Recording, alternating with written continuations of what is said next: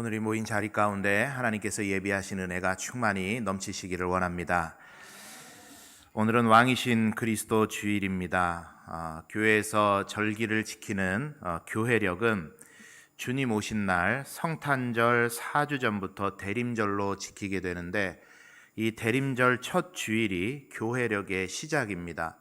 그러니까 다음 주가 대림절 첫 주일인데 다음 주가 교회력상에서는 새해다, 이렇게 생각을 하시면 되겠죠. 그리고 교회력의 첫 날이 대림절 첫째 주일이고, 그리고 교회력의 마지막 주일은 오늘입니다. 왕이신 그리스도 주일이죠. 이 왕이신 그리스도일이 처음 제정된 것은 1925년 교황 피우스 11세 때였습니다. 시기적으로 교회력 중에서는 가장 최근에 그리고 가장 마지막에 생기게 된 그런 절기인데, 이 절기는 이태리의 국무총리 무솔리니가 파시즘을 강화하고 히틀러의 폭력 앞에서 수많은 그리스도인들이 어려움을 당할 때, 고초를 겪으며 떨고 있을 때 예수 그리스도만이 이 땅의 진정한 통치자임을 전 세계 가운데 선포하고 기억하기 위해서 제정된 기념주일이 왕이신 그리스도 주일입니다. 이 왕이신 그리스도 주일에는 예수 그리스도를 왕으로 일컫는 성경 본문들이 이날 읽혀지게 되는데, 그 메시지들은 모두 다 세상의 권력자들과는 아주 다른 모습의 왕이신 예수님을 보여주고 있습니다. 마태복음에서는 작은 자를 섬기는 임금으로, 요한복음에서는 세상 법정에서 잠잠하셨던 왕으로, 누가복음에서는 십자가 위에 달리신 유대인의 왕으로 그렇게 묘사가 되고, 바울의 입술을 통해서 이 모든 것들이 종합되어서 세상 모든 이름이 그 이름 앞에 무릎 꿇어야 할 분으로 그렇게 선포가 되고 있습니다. 그래서 세상 권력 앞에서 위협을 느끼며 살아가고 있었던 이 땅의 많은 순례자들, 그리스도인들에게 큰 힘과 소망의 메시지를 전하고자 했던 절기가 이 왕이신 그리스도 주일입니다. 때마침 우리나라에도 대통령을 뽑기 위한 일로 온 나라가, 그리고 국민들의 마음이 분주한 이때입니다. 이 땅에 세워진 왕들로, 그리고 대통령들로 인해서 우리는 때로 웃기도 하고 울기도 합니다. 참 잘할 것 같다 싶어서 세워놓고 나중에는 그분 때문에 또 눈물을 흘리기도 하고 마음 아파하기도 하는 것들을 우리가 계속해서 경험하고 있습니다. 우리가 왕정 시대와 그리고 민주주의 국가에서 살아가면서 나름대로 터득한 진리는, 그 어떤 왕도, 그 어떤 대통령이 이 땅에 세워져도 진정한 소망은 사람에게는 없더라 하는 것을 우리는 매 순간 깨닫고 있습니다.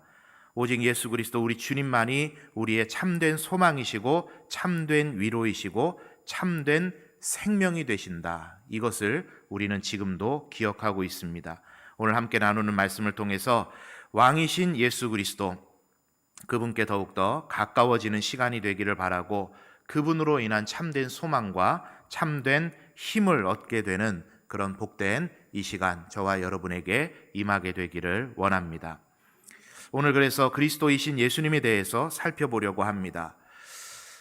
잘 아시는 것처럼 예수 그리스도라고 할 때 예수는 그분의 이름이시고 그리스도는 그분께서 하신 일을 나타내는 직분을 의미합니다.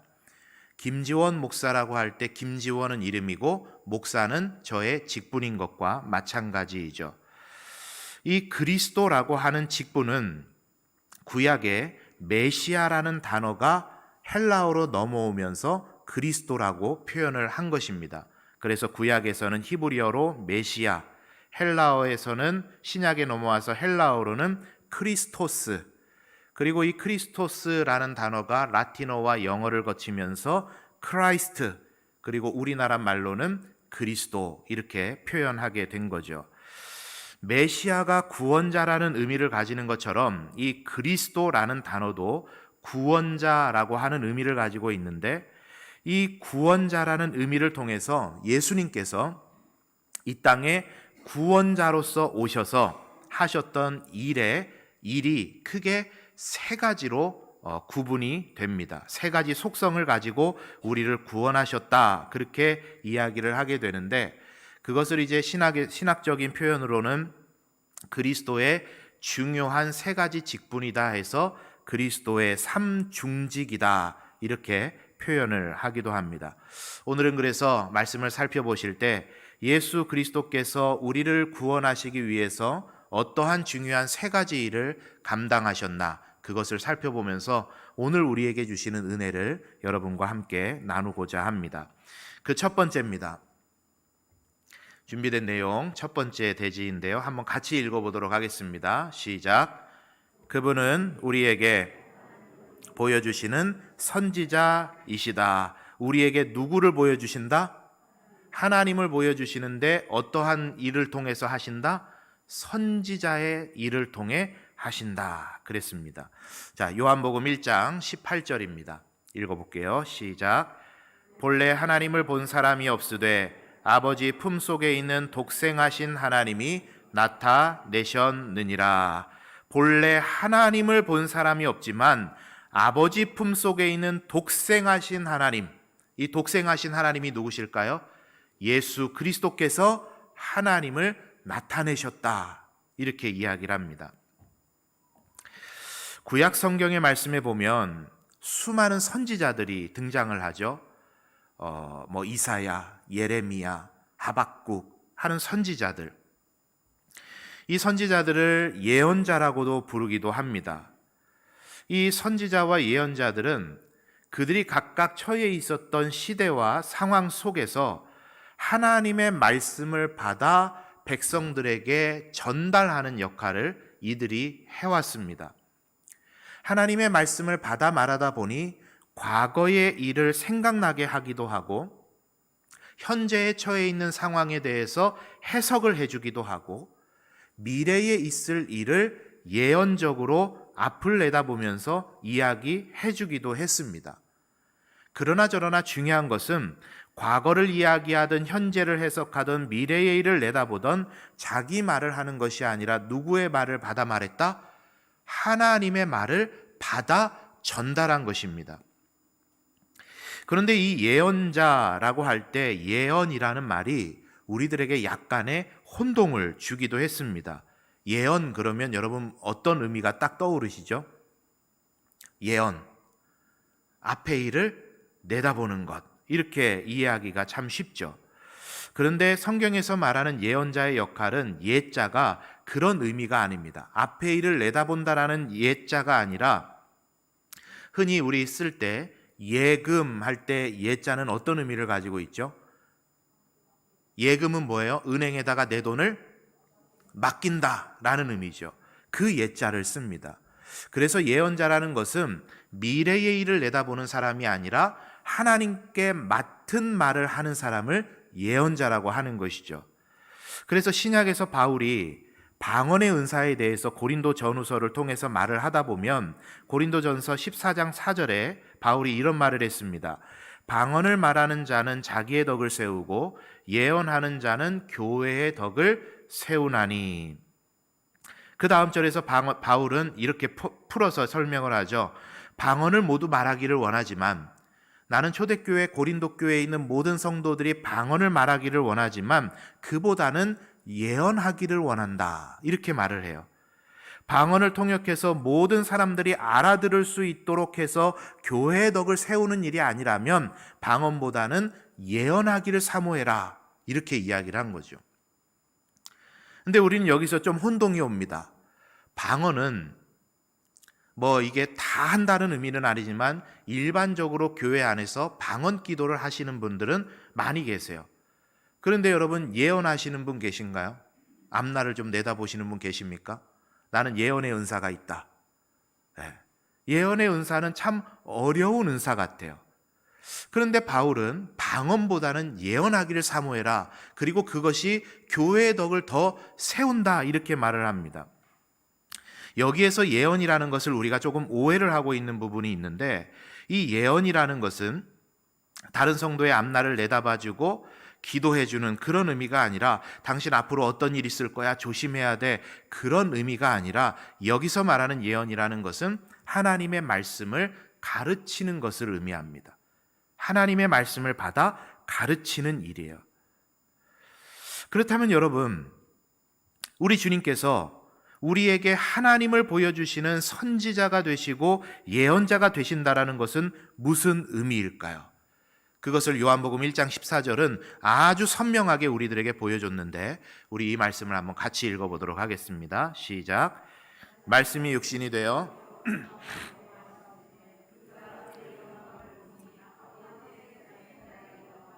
은혜와 진리가 충만하더라. 하나님의 말씀이 무엇이 되셨다? 육신이 되어 우리 가운데 거하셨다. 하나님께서 수많은 선지자들과 예언자들을 통해서 하나님의 말씀을 받아 말하게 하셨던 그 스토리들이 이제는 그 말씀이 육신이 되어 예수 그리스도 성육신을 통해서 우리에게 임하셨다. 그분이 바로 예수 그리스도시다 하는 것을 성경이 우리들에게 말해주고 있습니다. 여러분, 하나님께서는 항상 말씀으로 우리에게 다가오셨죠.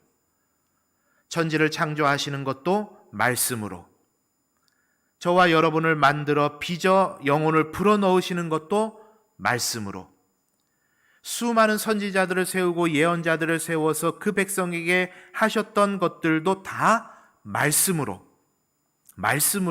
항상 우리 곁에 계셨습니다. 그리고 그 말씀이 때가 되어서 육신을 입고 이 땅에 오셨는데 그분이 바로 예수 그리스도 우리 주님이시라는 거예요. 그래서 앞서 읽으셨던 요한복음 1장 18절에서는 본래 하나님을 본 사람이 없으되 아버지 품속에 있는 독생하신 하나님이 예수 그리스도께서 하나님을 나타내시는 분이 선지자가 되셨다라고 성경이 선언을 하고 있는 것입니다. 우리 사랑하는 성도님들, 예수님은 우리를 하나님께로 인도하는, 하나님을 우리에게 선명하게 보여주는 선지자 중에 선지자이신 줄 믿습니다. 그분이 선지자 중에 선지자세요. 여러분, 예수 잘 믿어라 하는 말의 의미가 뭐겠습니까? 예수 잘 믿어라. 예수님을 통해 하나님을 볼 수 있기 때문이죠. 예수님께서 공생의 기간 동안에 제자들과 동거동락하시면서 가르치셨던 것들, 예수님께서 보여주셨던 행보들, 죄를 대하셨던 예수님의 자세, 그리고 사람들을 대하셨던 예수님의 태도, 이 모든 것들이 하나님을 보여주는 것들이었어요. 그리고 그 가르침을 받아서 삶을 살아냈던 사도들의 행적들, 그리고 그 모든 것들을 묶어 기록하여 66권의 말씀으로 전해진 이 성경의 말씀, 예수 그리스도의 말씀을 통해서 우리는 하나님을 알아갈 수 있고 말씀을 통해서 하나님을 알아가야만 하는 것입니다. 그것이 예수님께서 이 땅에 오신 선지자로서 오신 목적이었다라는 거죠. 그래서 여러분, 복잡한 거 다 빼고 앞서 말씀드렸던 그리스도의 삼중직이 뭐고 선지자, 예언자, 뭐 이런 이야기 다 빼고 오늘 이 시간에 선지자이신 예수 그리스도를 기억하면서 여러분께서 기억하셔야 될 한 단어는 바로 이것입니다. 말씀. 말씀. 이것만 기억하시면 돼요. 말씀을 통해 우리는 하나님을 봐야 된다. 말씀 톡톡을 이제 그만하려고 합니다. 구구절절 설명은 드리지 않겠습니다. 이미 말씀 톡톡 영상을 통해서 유튜브에 제가 왜 이제 그만두게 되는지 설명을 다 드렸습니다. 그런데 말씀 톡톡을 끝내는 것이지 어떤 여러분에게 계속해서 말씀을 공급하는 걸 끝내는 것은 아닙니다. 말씀 톡톡이라고 하는 형식을 끝내는 겁니다. 다른 모습을 통해서 우리는 또 말씀을 계속 가까이 하게 될 겁니다. 2022년도 목회 계획을 세우면서 우리 성도님들께서 보다 본질적인 말씀에 어떻게 더 접근해 갈 수 있을까, 그것을 고민하면서 여러 가지 방안들을 마련을 했습니다. 사랑방 모임을 통해서 매주 교회에 모여서 말씀 묵상하는 소그룹 모임을 통해서 가정에서 또 새벽 기도의 자리를 통해서 진지하게 말씀을 대하는 이 자리들을 계속해서 마련을 해 나가려고 합니다. 말씀을 통해서가 아니고는 하나님을 우리가 알 수 없고, 말씀을 통해서만이 우리는 예수 그리스도의 발자취를 경험할 수 있는 것입니다. 머릿속으로만 하는 신앙생활은 온전한 신앙생활이 아니죠. 그걸로 신앙생활이 안 됩니다. 다른 사람의 말을 듣고 다른 사람들의 간증을 듣고 하는 신앙생활, 그것 가지고는 신앙생활이 되지 않아요. 신앙서적을 읽고 신앙생활을 한다? 그렇지 않아요. 그것은 그 사람의 신앙이지 내 신앙은 아닙니다. 학문을 통해서 하는 신앙생활, 하나님은 학문에 갇혀 계신 분이 아닙니다. 그것은 온전한 신앙생활이 되지 못해요. 오직 말씀을 통해서 하나님을 만나고, 오직 말씀을 통해서 예수 그리스도께서 걸으신 길을 우리가 걸어갈 때, 그것이 우리의 신앙의 참된 해답과 만족과 기쁨을 허락해 줄 것입니다. 우리 사랑하는 성도님들, 이 연말을 보내시면서, 그리고 2022년을 우리가 준비해 가시면서, 내가 말씀과 더욱더 가까이 지내겠다, 말씀을 통해 하나님을 알아가고 말씀을 통해 예수 그리스도를 체험해 가겠다, 그런 결단과 각오 가운데 나아가시는 우리 성도님들 다 되시기를 바랍니다. 우리 한번 따라하겠습니다. 말씀을 가까이 하겠다. 자, 두 번째입니다. 내용을 한번 같이 읽어봅니다. 시작. 그분은 우리의 모든 죄를 용서하시는 제사장이시다. 자, 무엇을 용서하신다? 죄를 용서하신다. 무엇을 통해서요? 제사장의 직분을 통해서. 히브리서 9장 14절 말씀 함께 보도록 하겠습니다. 시작. 하물며 영원하신 성령으로 말미암아 흠없는 자기를 하나님께 드린 그리스도의 피가 어찌 너희 양심을 죽을 행실에서 깨끗하게 하고 살아계신 하나님을 섬기게 하지 못하겠느냐. 부정문으로 해석을 해놨는데 다시 한번 해석을 하면 그런 말이죠. 예수 그리스도의 피를 통해서 너희 양심의 죽을 행실로부터 우리를 깨끗하게 하시고 자유롭게 하시고 살아계신 하나님을 섬기게 하는 충분한 능력이 예수 그리스도의 보혈에 있다. 이것을 선언한 거예요. 여러분, 죄의 무서움이 무엇일까요? 죄는 왜 무서운 것입니까? 죄는 우리를 올가매는 것이기 때문에 무서운 거예요. 형벌은 둘째 문제입니다. 나를 올가매서 파괴시키는 곳으로 끌고 가기 때문에 죄가 무서운 거예요. 올가매요. 하나님께서 우리 인간을 창조하실 때 우리 인간은 하나님께서 창조하신 자연세계 속에서 너무나도 자유로운 존재로 하나님 만들어 주셨습니다. 그 어떤 것도 우리를 올가매는 것들이 없었어요. 그런데 사단에게 속아 죄가 아담과 하와를, 그리고 그 이후에 인류를 올가매기를 시작했습니다. 하나님과 같이 되고자 하는 욕심으로 시작했던 이 죄가 그들의 삶을 올가매기를 시작했어요. 인생에 고통이 더해지기를 시작했습니다. 땅이 저주를 받고 인생이 저주받은 창세기 원 역사 속에 나오는 이야기예요. 지금도 그렇죠. 먹고 자고 쓰고 사는 문제 때문에 우리가 그 안에 얼마나 얽매인 삶을 살아가고 있는지 몰라요. 그들의 마음을 올감했습니다. 남과 비교하는 생각으로 최초의 살인을 저질러 버렸어요. 가인과 아벨 이야기입니다. 우리도 마찬가지 아니던가요? 우리도 이 땅에 살면서 남과 비교하고 분노하고 이로 인해서 경쟁하면서 거기에 얽매인 삶을 우리가 지금도 살아갑니다. 사람들의 욕심을 올감해 버렸어요. 성적으로 끌리면 내 욕심껏 아무나 하고 관계하면서 타락해 갔습니다. 노아 방주 이야기예요. 지금도 그렇죠. 육신의 향락에 빠져서 육신의 것을 채우는 것에 얽매여서 우리가 하루하루를 그렇게 살아갑니다. 사람들의 가진 재주를 올감해 버렸어요. 탑을 지어서 하나님과 같이 되고자 했습니다. 도시 문명 바벨탑 이야기입니다. 지금도 그렇지 않던가요? 우리가 우리 손에 들려있는 작은 기계 하나에 그 기계 손에 들어놓고 올려놓고 전 우주를 그 안에 넣고 다니면서 포노 사피엔스라 그럽니다. 스마트폰이 낳은 신인류, 포노 사피엔스. 그렇게 기술에 얽매여 우리가 지금 살아가고 있지 않습니까? 여러분, 이것이 연장되어서 지금 우리들의 삶을 올가매고 있는 것들이 너무나도 많이 있어요. 자녀들에게 여러분 얽매여 있지는 않습니까?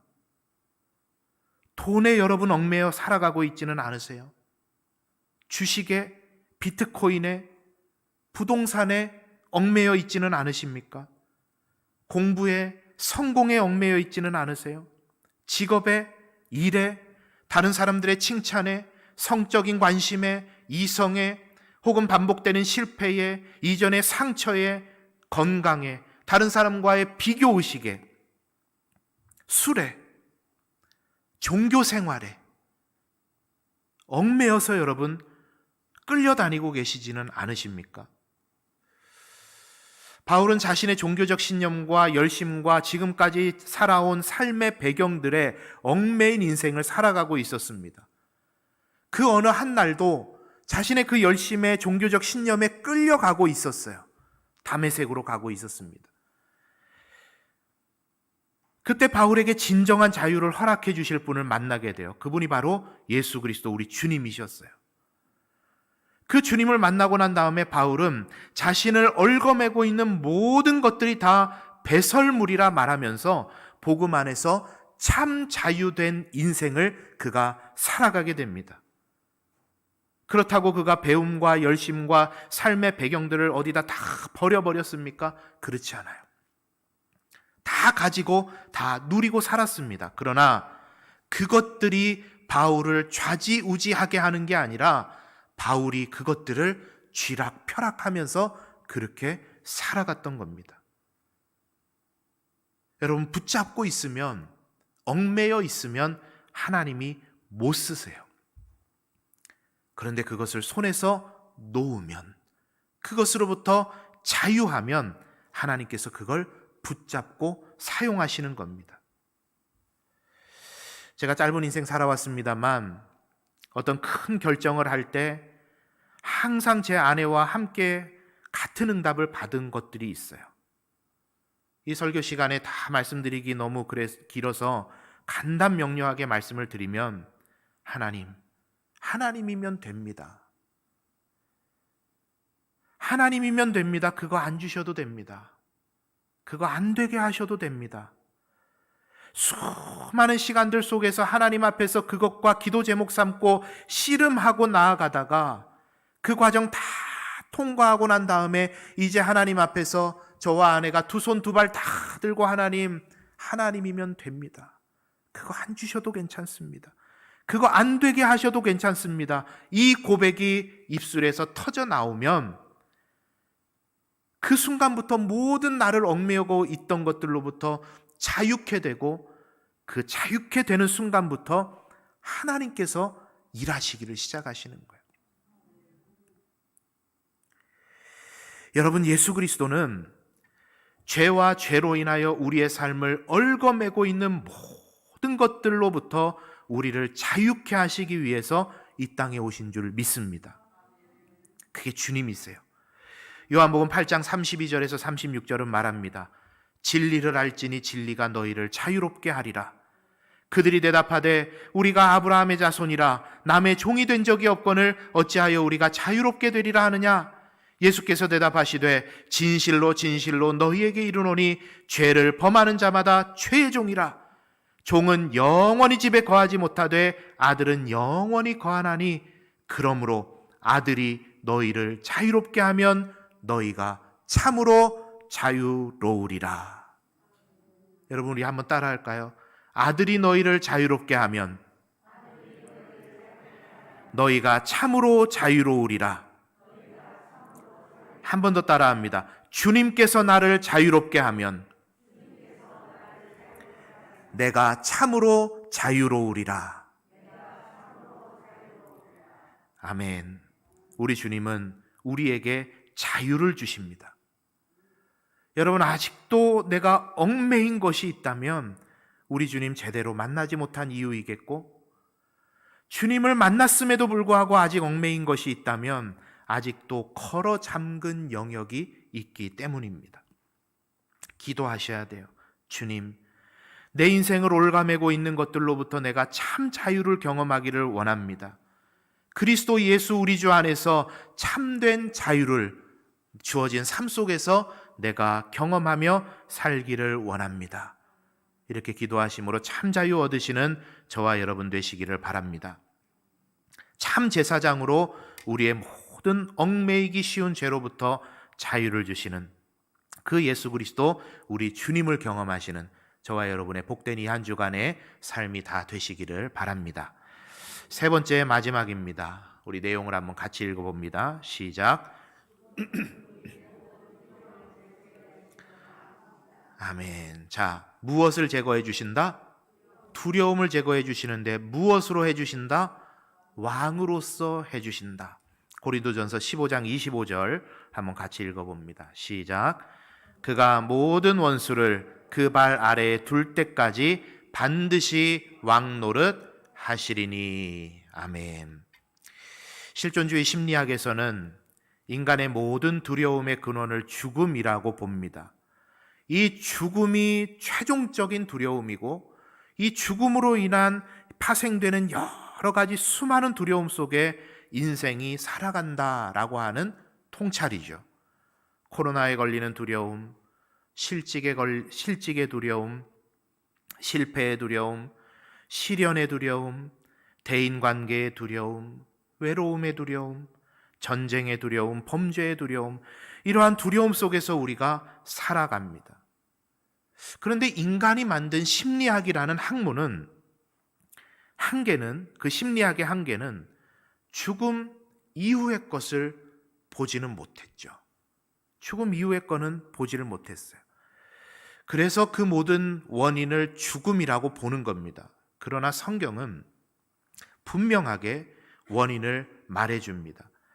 죽음의 두려움을 포함한 그 모든 인생에 경험하는 두려움의 원인은 죄로부터의 두려움이라고 이야기를 해요. 죄로부터의 두려움. 아담과 하와가 범죄한 직후에 하나님의 부르심에 그들이 뭐라고 대답을 했죠? 두려워 숨었나이다. 이렇게 말을 해요. 두려워 숨었나이다. 그 후로 인간은 죄가 우리에게 안겨주는 수많은 두려움 속에 벌벌 떨면서 살아가고 있습니다. 그런데 예수 그리스도 우리 주님을 제대로 만나면 그 모든 두려움으로부터 해방시켜 주실 수 있고 해방시켜 주시는 분이 우리 주님이시라는 거예요. 그게 주님께서 주시는 은혜입니다. 12월 중에 저희 교역자들과 함께 영광, 신안, 증도, 김제 이 일대를 돌아보면서 여러분과 함께 할 순교지 탐방을 준비를 하려고 합니다. 전라도 영광군 염산면에 가면 염산교회라는 교회가 있어요. 6.25 당시에 한 교회 단위, 그러니까 한 공동체 단위로서는 최대 규모인 77명의 순교자를 냈던 그런 교회입니다. 이 한 교회에서만 77명이 순교했어요. 이 교회의 당시 공산군들은 예수 믿는다는 이유 때문에 이 교인들을 잡아서 죽이기를 시작하는데 커다란 돌덩이를 목에 메고, 성경에 보면 연자맷돌이겠죠. 그걸 목에 메고 염산교회에서 바로 내려다 보이는 뚝방에 수문으로 끌고 가서 산 사람들을 산채로 수장시켜 버렸습니다. 그때 수많은 교인들이 물에 빠져 허우적대는 중에도 내 주를 가까이 하게 함은, 그 찬송을 부르면서 죽어갔다 그래요. 그런데 더 가슴 먹먹한 사연이 전해지는 것이 있습니다. 자기 차례를 기다리던 한 소녀가 자기 등에 엎여 있는 어린 동생이, 아기가 그 어수선한 분위기 때문에 응애응애하고 엉엉 울고 있자 이 소녀가 말을 합니다. 울지 마라, 울지 마라. 우리 곧 천국 간다. 울지 마라, 울지 마라. 우리는 곧 천국 간다. 여러분, 그 죽음을 이기게 하는 힘이 어디에서 나온 것일까요? 인간의 심리학에서는 최고의 두려움이 죽음이라고 하는데, 그 죽음의 두려움을 이길 수 있는 힘이 여러분 어디에서 온 것이겠습니까? 죽음을 이기시고 부활하신 만왕의 왕이신 예수 그리스도, 그분이 그 소녀의 주인 되셨기 때문에 그렇게 고백할 수 있는 거죠. 그 이야기가 지금도 살아계시는 80이 되고 90이 되신 그 교회의 어르신들을 통해서 전해지고 있는 실화이고 이야기입니다. 여러분, 지금 우리가 죽음의 두려움 앞에 서 있지는 않지만, 지금 우리 목에 돌덩이가 매달려 있고 바다 앞에 우리가 서 있는 것은 아니지만, 그 앞에서도 당당히 죽음을 이겨냈던 성도들의 그 발자취가 우리들에게 지금 전해주는 메시지가 여러분 무엇일까요? 우리 삶에 당한 수많은 두려움들, 실패와 좌절과 질병과 관계와 상처와 연약함과 이 모든 것들을 가지고 우리에게 두려움을 심어주는 악한 사단 마귀를 우리 주님께서는 이미 십자가를 통해 이기셨고, 저와 여러분에게도 지금도 담대함을 그 주님께서 허락해 주고 계신다라는 사실입니다. 그 주님이 왕되심으로 여전히 우리를 담대케 하신다라는 거예요. 그분이 바로 우리 주 예수 그리스도이신 줄 믿습니다. 여러분, 하루하루를 살아가실 때, 주어진 인생 걸음 걸어가실 때 이런저런 이유로 우리의 삶에 두려움의 일들이 얼마나 많이 있습니까? 그 두려움들이 여러분의 삶에 엄습해 올 때 그 앞에서 여러분 이렇게 선포하시길 바랍니다. 죽음을 이기신 예수 그리스도 우리 주님이 내 편이시다. 시편 118편 6절의 말씀을 우리 한번 그렇게 고백하고 선포하면서 같이 읽어봅니다. 시작. 여호와는 내 편이시라. 내가 두려워하지 아니하시니 내게 어찌할까. 아멘. 여러분, 두려움 앞에 서 계실 때 예수 그리스도 선포하시기를 바라요. 사람이 너무 많아서 곤란하다 그러면 속으로라도 선포하시길 바라요. 예수 그리스도, 예수 그리스도. 여호와는 내 편이시라. 내가 두려워하지 아니하리니 코로나가 내게 어찌할까. 지금 나에게 두려움을 주는 이 상황이 내게 어찌할까. 여호와가 내 편이신데, 그 담대함을 가지고 이 한 주간도 모든 두려움을 이기며 승리하며 살아가시는 저와 여러분의 복된 삶이 다 되시기를 바랍니다. 여러분, 말씀을 정리하겠습니다. 예수 그리스도, 그분은 우리 주님이십니다. 말씀으로 하나님을 알게 하시는 예수 그리스도, 모든 죄의 얽매임으로부터 우리를 자유케 하시는 예수 그리스도, 모든 두려움을 이기게 하시는 예수 그리스도, 그분과 함께 참된 평안 가운데 살아가시는 저와 여러분의 이 복된 한 주간의 삶이 다 되시기를 바랍니다. 함께 우리 찬양하고